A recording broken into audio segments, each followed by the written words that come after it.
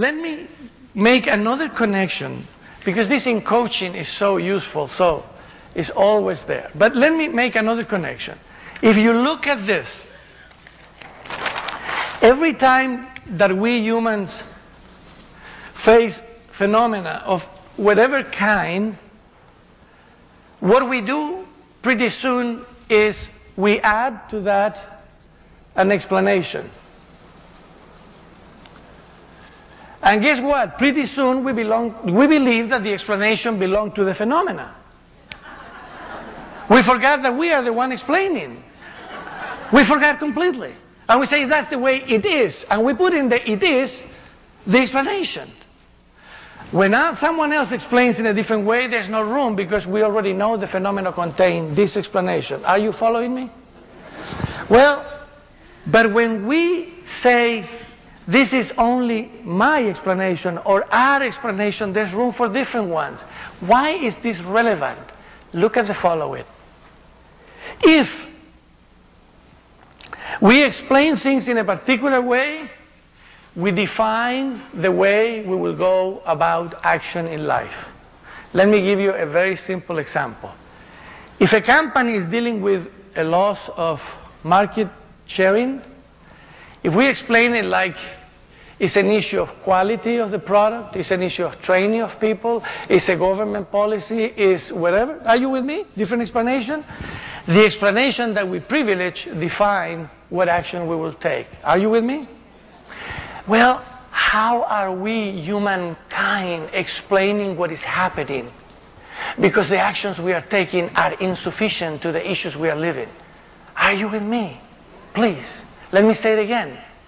The way we are explaining our phenomena, the issue about environmental issues, the energy crisis, monetary crisis, issues of different sorts that I don't have to, there's enough representation of the planet in this room to speak about that.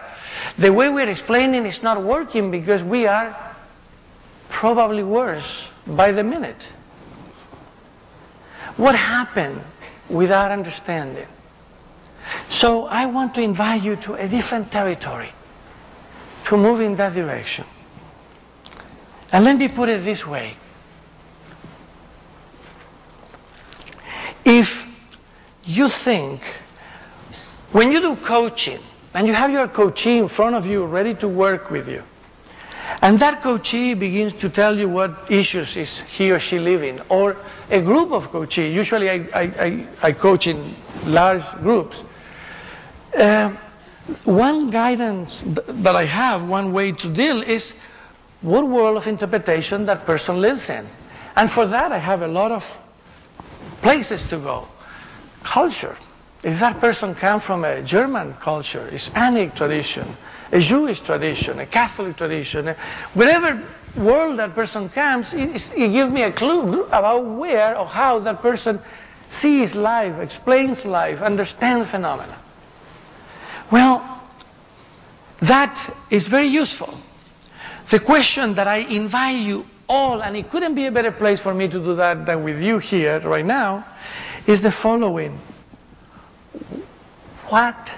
How are we understanding, what are the basic clues in the way we interpret reality and build reality for us? Not just one culture versus another culture, but us together these days.